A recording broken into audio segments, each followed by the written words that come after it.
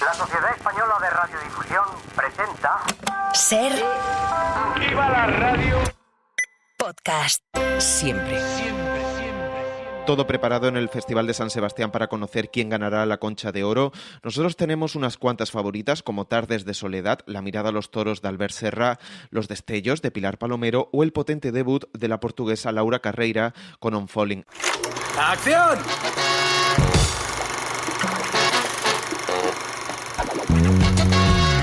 El cine en la Ser con Pepa Blanes.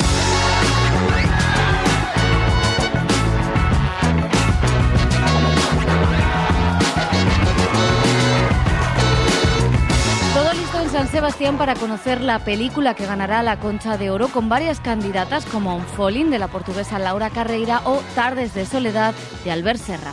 Ahora toros, ¿no? Dices, parece una cosa un poco casposa o no sé, ¿no? No parecería como asociado mucho a mi cosa moderna y tal. Iciar Bollaín retrata cómo se produce el abuso sexual en Soy Nevenka, retratando uno de los casos más mediáticos e injustos que vivió la sociedad española. Os he convocado para que conozcáis que en el día de hoy presento mi dimisión como concejal del Ayuntamiento de Ponferrada.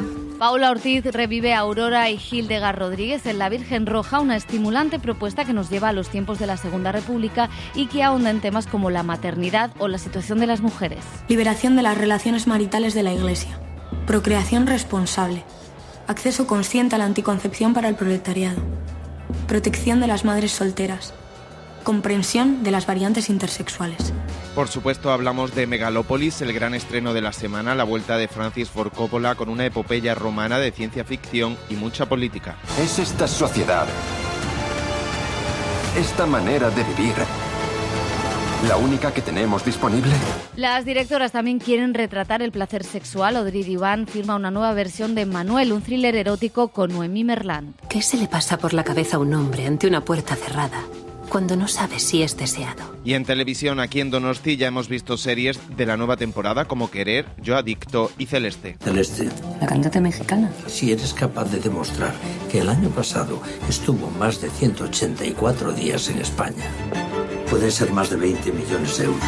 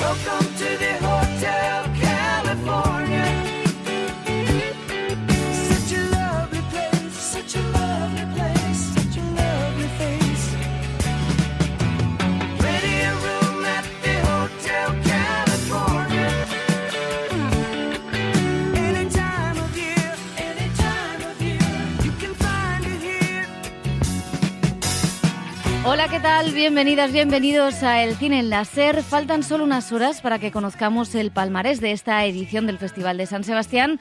José Manuel Romero, ¿qué tal? ¿Qué tal, Pepa? Y todos coincidimos en que la película evento de este festival ha sido Tardes de Soledad, el documental sobre la tauromaquia de Albert Serra.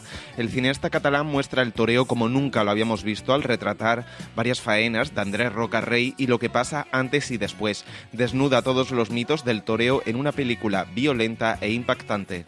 Ahora toros, ¿no? Dices, parece una cosa un poco casposa o no sé, ¿no? No parecería como asociado mucho a mi cosa moderna y tal. La incógnita es si una película así tendrá el consenso del jurado para recibir el máximo galardón.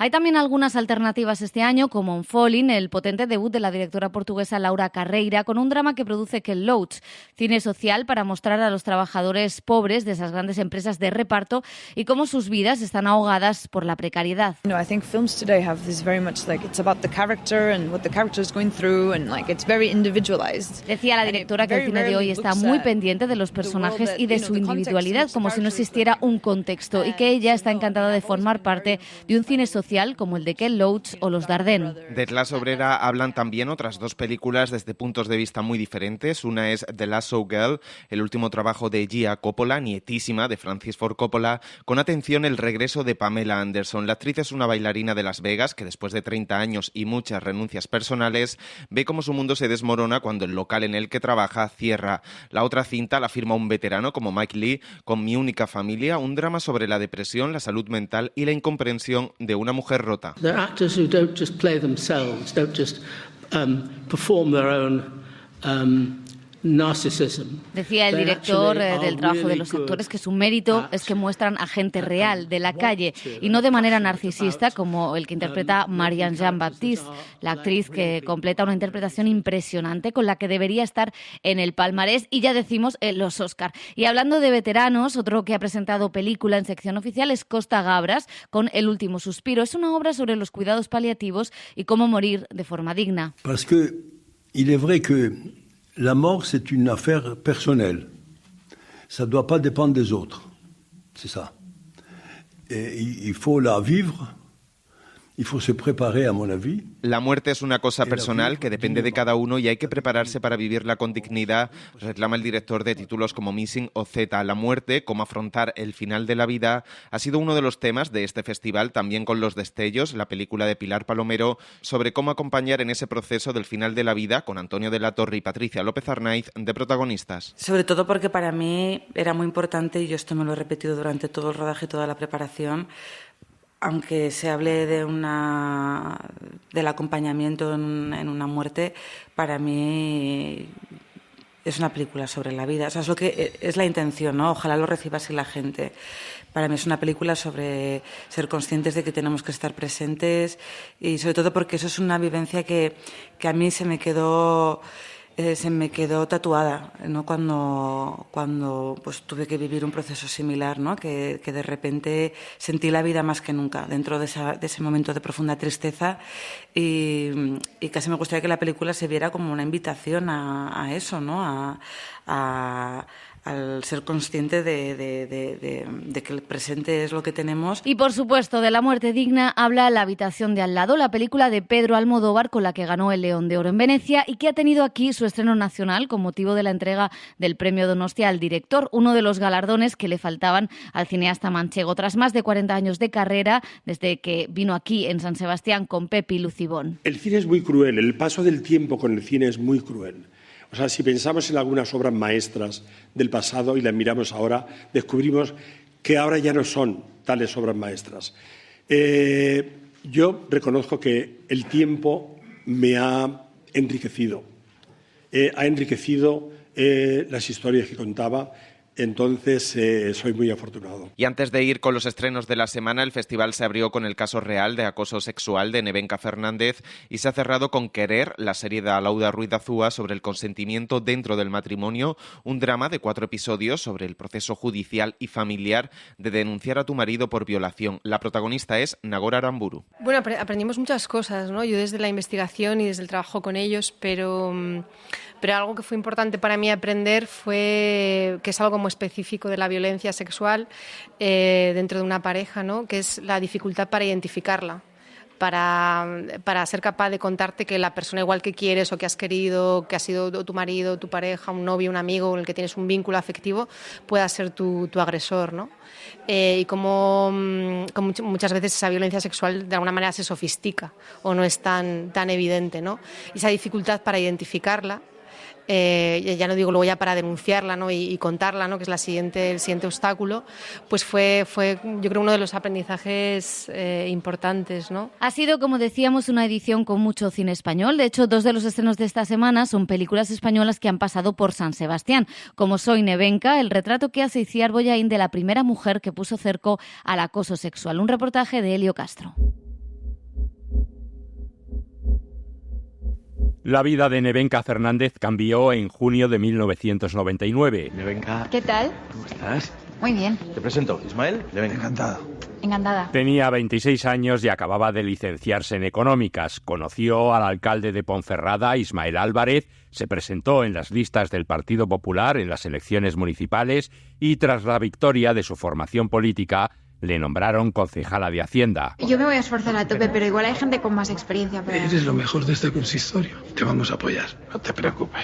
Tú vales mucho. No hay nadie tan preparado como tú aquí. Tienes toda mi confianza y mi amistad. Gracias. De verdad, gracias. A partir de ese momento, como ella dijo, su vida se convirtió en un infierno. Mantuvo una breve relación con Ismael Álvarez. Venga. ¿Qué? Es que no puedo ocultártelo más. Siento algo muy fuerte por ti. Muy fuerte. Yo noto que tú también. Y tras romper con él fue acosada sexual y laboralmente. En el año 2000 denunció judicialmente al alcalde de Ponferrada. Nunca se ha denunciado a un político por un tema así. Pero todo es verdad. ¿Tú me crees? Yo te creo, pero eso no te soluciona nada. Nos vamos a encontrar con un entorno muy hostil. Se te va a cuestionar una y otra vez. Es un proceso muy largo y muy duro. Tienes que estar fuerte para afrontarlo. Y ganó el juicio. Fue la primera vez que un político español era condenado por acoso sexual.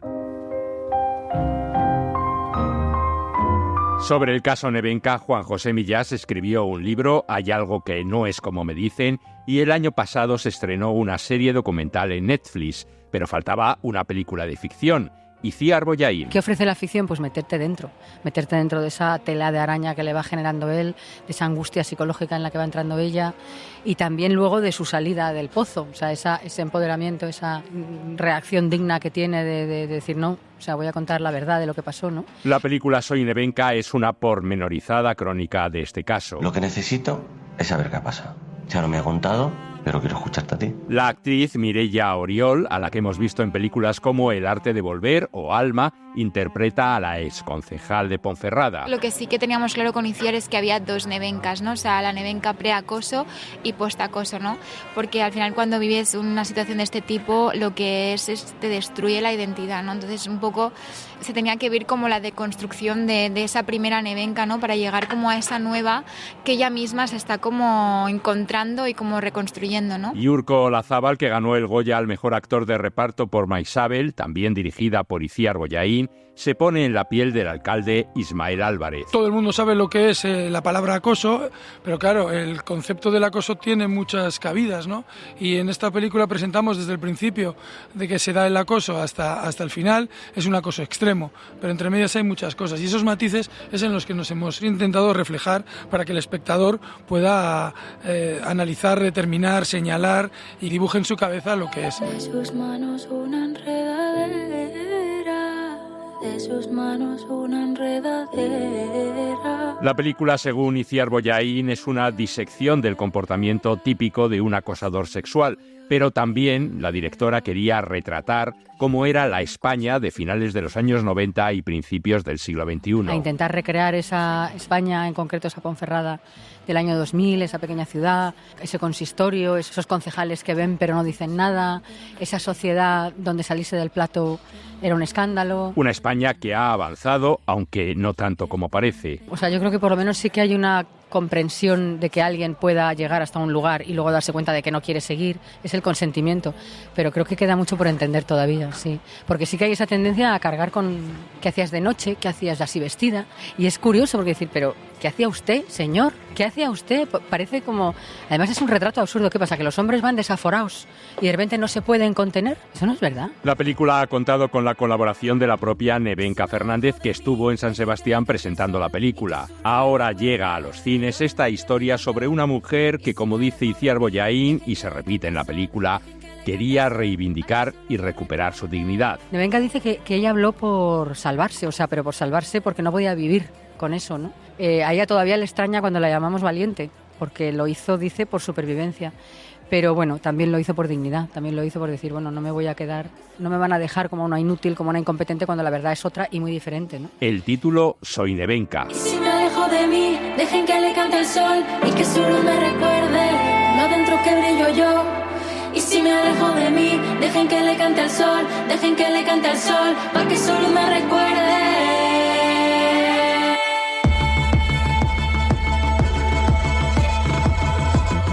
La otra película es también de otra directora, Paula Ortiz, que aquí ha presentado La Virgen Roja. Es así como llamaban a Hildegard Rodríguez, una intelectual, una niña prodigio en la Segunda República, educada por su madre Aurora y asesinada por ella. Una historia que es una metáfora de la España de aquel momento y de la de ahora, y que protagoniza Najwa Ninri.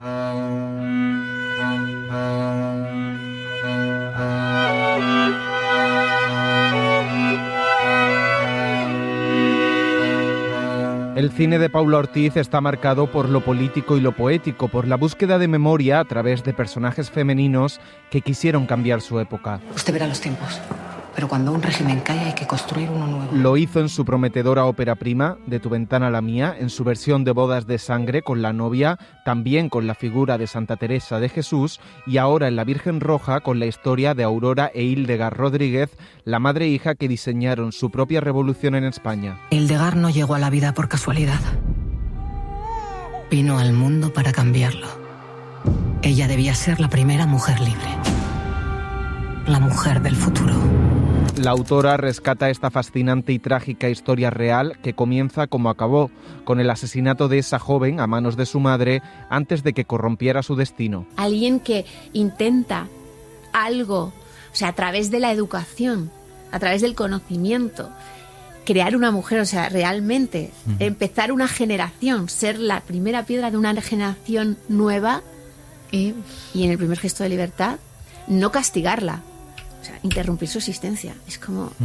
La Virgen Roja es también la metáfora de todo un país, el que se abría a un nuevo tiempo, a una época de libertades y derechos, hasta que el golpe del 36 trajo el fascismo, la represión y la violencia. Es brutal porque alberga, yo creo que pues la gran fábula del siglo XX, desde lo colectivo a lo individual de una madre y una hija, lo más atávico y primigenio que hay.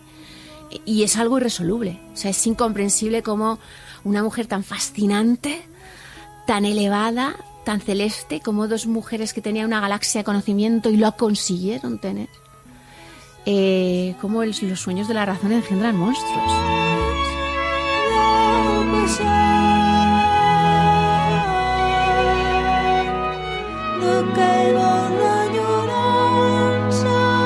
Najwa Ninri interpreta a esa madre castradora, autoritaria y determinada a fabricar la mujer del futuro.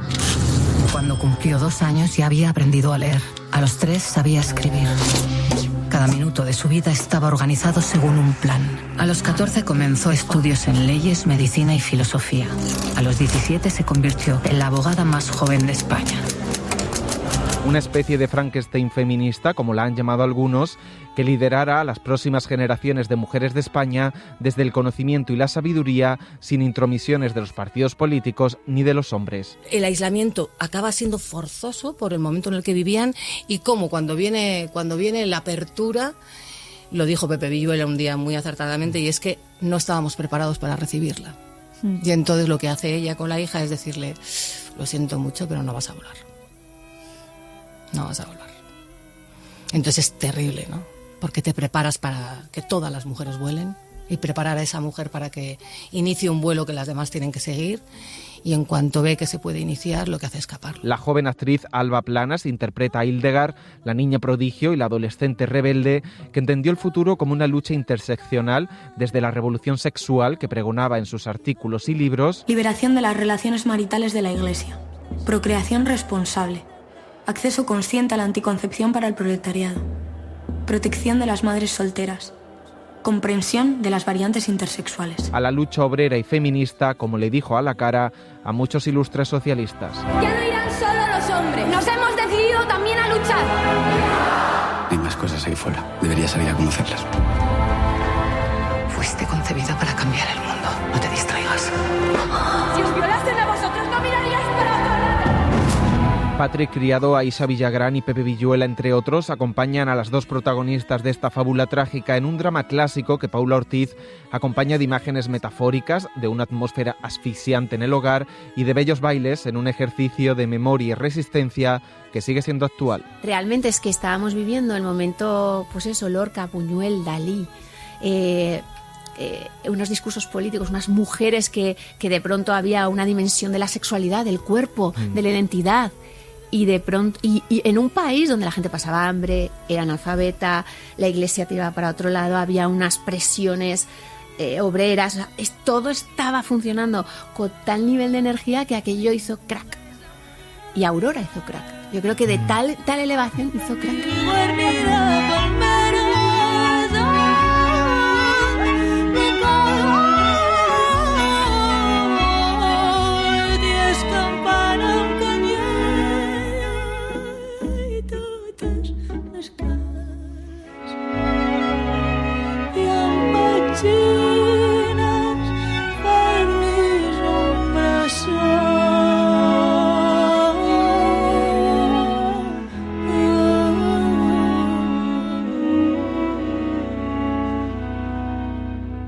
Tercer estreno de la semana que nos lleva a la inauguración de este festival fue la película que abrió el certamen, Emmanuel de Audrey Divan. La nueva mirada, esa novela erótica con perspectiva feminista y política. Una mujer, Noemí Merlán, con un trabajo de lujo, una vida increíble pero incapaz de sentir placer.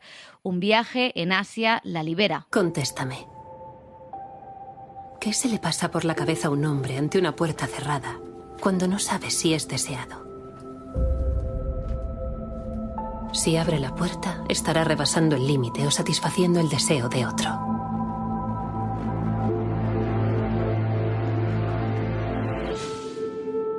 Dependerá de quién esté detrás de la puerta. Y terminamos con el estreno de Megalópolis, la nueva película del maestro Francis Ford Coppola, una epopeya romana y de ciencia ficción con muchas lecturas políticas sobre el Estados Unidos de Donald Trump y con Adam Driver de protagonista.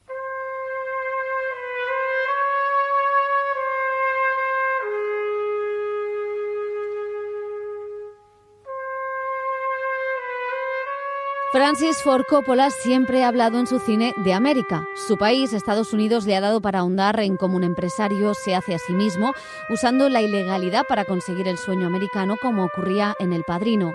Ahora vienes a mí a decir, Don Corleone, pido justicia. Ni siquiera me llamas padrino. En cambio, vienes a mi casa el día de la boda de mi hija a pedirme que mate por dinero. O cómo un gobierno entero destrozó a una generación por la guerra de Vietnam, como contó en Apocalypse Now. Ser libre de la opinión de otros, incluso de la propia opinión. O de cómo ese mismo Estado, adalid de la libertad, se inmiscuía en la vida de sus ciudadanos con escuchas ilegales, como vimos en La Conversación. O de la juventud desencantada por la desigualdad en el emblema del capitalismo, como hizo en Rebeldes o en La Ley de la Calle. Creí que ya no volverías por la ciudad. Sí, a lo mejor te echaba de menos, tío. Puede que solo haya venido a verte.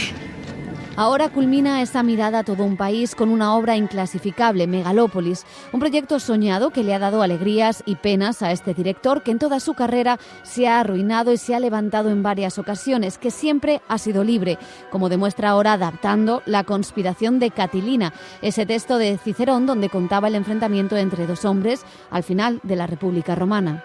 I wanted to make a Roman epic.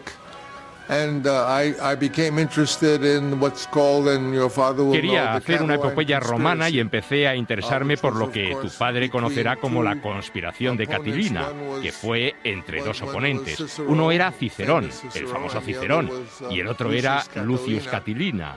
Pensé que sería algo inusual y estupendo lo de hacer una película sobre Estados Unidos como Roma, porque sabemos que Estados Unidos se fundó en Roma.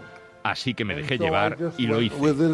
Y eso es lo que hace en esta epopeya de ciencia ficción, una metáfora entre la Roma antigua y el Estados Unidos actual.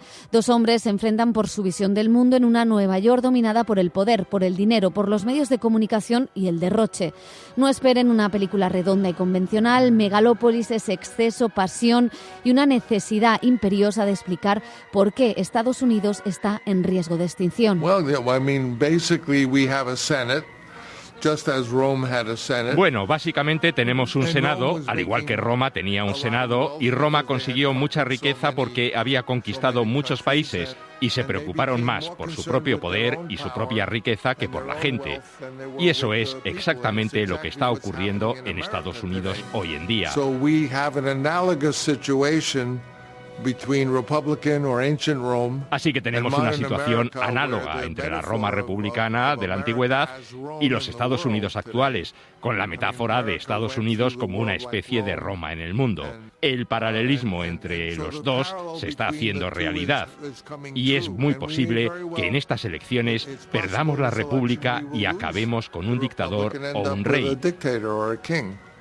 But, my feeling is that we human beings are too great. Pero tengo la impresión de que somos seres humanos demasiado grandes y podemos ser genios, como dice la película, y que no hay nada que no podamos resolver con nuestra creatividad, que somos una especie de genios muy creativos. Y somos una sola familia. De todos modos, mi película está llena de esperanza y felicidad. Anyway, my film is full of hope and happiness. La génesis del proyecto está en su fascinación desde niño por la ciudad de Nueva York y por todos esos inventores y científicos incomprendidos que apostaban por mejorar el futuro. Esa es la profesión del protagonista, Adam Driver, llamado César Catilina, que ha inventado una arquitectura especial que nos hará mejores.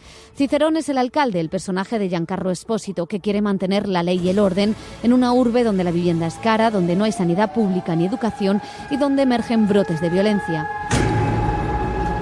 Cuando muere un imperio, ¿se derrumba en un terrible instante? No. Pero llega un momento en el que su pueblo ya no cree en él. Que el ahora no destruya el para siempre. Catilina es un hombre sabio que da miedo al poder y este organiza una teoría de la conspiración contra él.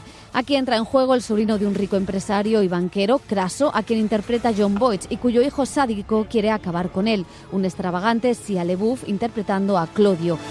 Es esta sociedad, esta manera de vivir, la única que tenemos disponible. Con ese punto de partida, la película va a por todas. Planos de edificios enormes y futuristas propios del cine de ciencia ficción de los años 30. Homenaje a los grandes novelistas americanos, pero sobre todo a los clásicos, a Marco Aurelio, a Ovidio y a la película El manantial de Kim Vidor, con esa idea del arquitecto íntegro y libre que no debe depender del dinero. Toda una declaración de intenciones de un director muchas veces incomprendido por la industria de Hollywood. Bueno, creo que ya no soy muy popular en el sistema de Hollywood. Hollywood me creó, pero ya no me quiere. Pero soy parte de la familia humana y ahí es donde quiero estar. Siento que estoy unido a todas las personas con talento del mundo. Es curioso que para hablar de fake news y del amarillismo de la televisión americana, el director juegue con ese discurso del orador latino que pasó a la historia, pero que ni siquiera sabemos si detrás de sus pomposas palabras había algo de realidad. Eso contrasta con los divertidos momentos del personaje de Aubrey Plaza, una reportera de televisión sensacionalista que suelta discursos incendiarios y mentiras para acabar con líderes políticos que el sistema no quiere ni ver de cerca. La alusión a Roma es total, las bacanales o las fiestas en discotecas que emulan al Estudio 54. Los gladiadores ahora están en la lucha libre y las Saturnalias, la fiesta que por cierto dio origen a la Navidad, un carnaval antes de fin de año en el que se puede hacer de todo. Escenas que permiten al director mover la cámara, meter dorados, partir la pantalla, poner a su personaje a tener sueños premonitorios y hasta hacer un juego con los espectadores en las salas. Megalópolis es una película optimista, como su director, al que elogiaba Adam Driver.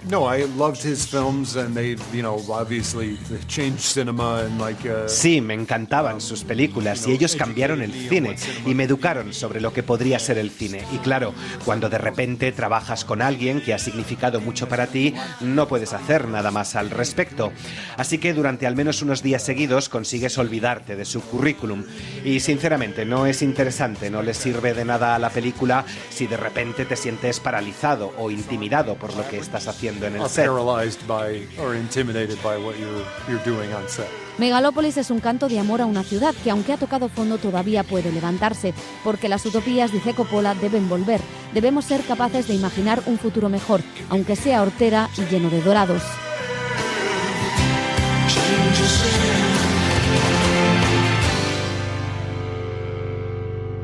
El cine en la SER con Pepa Blanes.